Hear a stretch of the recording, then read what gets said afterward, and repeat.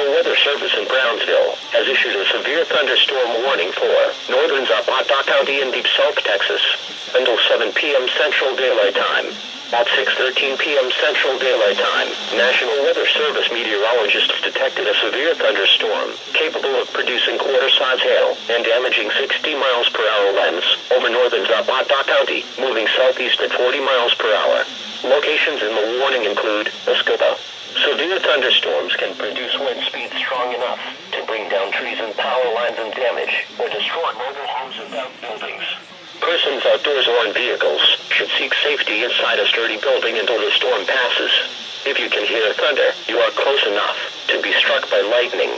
Please report tornadoes or funnel clouds, winds of 58 miles per hour or higher, hail the size of pennies or larger, and any wind damage to your National Weather Service in Brownsville by calling 956-504-1432.